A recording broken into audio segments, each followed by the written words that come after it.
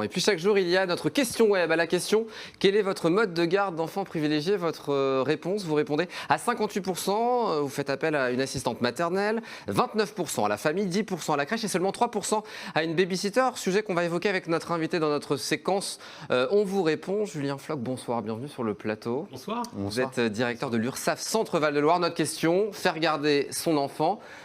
Quelle possibilité? Déjà, le résultat de ce sondage, c'est ça? C'est majoritairement les assistantes maternelles auxquelles on fait appel? Oui, c'est ça, on le voit dans les chiffres. Du coup, en faisant appel à une assistante maternelle, les jeunes parents ne deviennent pas seulement jeunes parents, ils deviennent aussi employeurs, avec toutes les responsabilités que ça implique. Pour autant, ils ne sont pas ni DRH, ni spécialistes du droit social. Bien sûr. Voilà, et donc, on essaye de simplifier les choses pour eux, pour leur faire passer cette étape. Alors, il y a un dispositif à connaître. Florent, vous le connaissez peut-être. Pageemploi.fr. C'est un site et une application, on va en parler dans quelques instants, qui simplifie la vie des parents. Oui, singulièrement, parce qu'en fait, les services de l'URSSAF ont développé deux services spécifiques. Le premier, Page Emploi, vous l'avez dit, pour les jeunes parents qui ont des enfants de moins de 6 ans. Et puis après, pour ceux qui continuent d'employer du personnel à domicile, on a le CESU également, qui a été fait pour simplifier les choses. Alors, pour revenir sur ce dispositif pageemploi.fr, c'est à la fois l'URSSAF, la CAF et les impôts. C'est pour simplifier vraiment la vie des parents quand ils sont employeurs. Alors, on essaye d'intégrer la complexité. Ouais. Être parent, ça apporte beaucoup de bonheur, ça prend beaucoup de temps, mais on préfère que les parents passent le temps avec leurs enfants, les accompagner, les élever, et puis un minimum de temps sur le côté administratif. Donc, effectivement, on a essayé de travailler avec tous les partenaires pour simplifier au maximum. Donc, la CAF, elle a des prestations, une prestation qui s'appelle la page, et parmi toutes ces prestations, il y a le complément de mode de garde, qui fait que la CAF va aider les jeunes parents à supporter le coût de la garde. Au lieu d'envoyer cette prestation aux jeunes parents, elles ouvrent un compte directement chez nous, Page Emploi, et derrière, tous les mois, à chaque fois qu'il y a une déclaration des heures pour l'assistante maternelle, en fait, la CAF verse à l'URSSAF le complément de mode de garde, et le reste à charge pour les parents est diminué d'autant.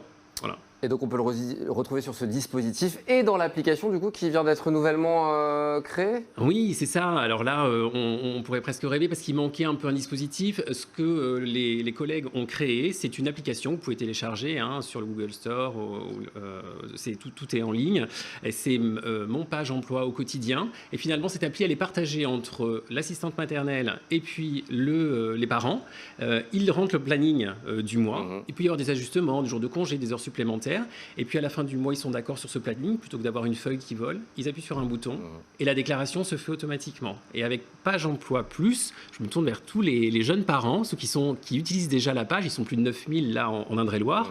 Je vous invite à utiliser le service Plus qui fait que c'est l'URSSAF qui va, quand vous faites votre déclaration à jour J, vous allez payer l'équivalent et des charges, des cotisations sociales et du salaire. À J+2, nous on prélève. Et à J+3, c'est l'assistante maternelle qui est payée par l'URSSAF. Le bulletin de salaire est fait et tout est bien déclaré et tout le monde est protégé. L'assistante maternelle a ses droits sociaux et les jeunes parents ne prennent pas de risques. Voilà, que ce soit d'ailleurs avec Page Emploi ou le CESU. Voilà qui est simplifié pour les parents. Et quand le parent n'est pas employeur, alors comment ça se passe? C'est le même dispositif? Alors, si les parents ne sont pas employeurs, il y a les autres modes de garde que vous avez évoqués tout à l'heure.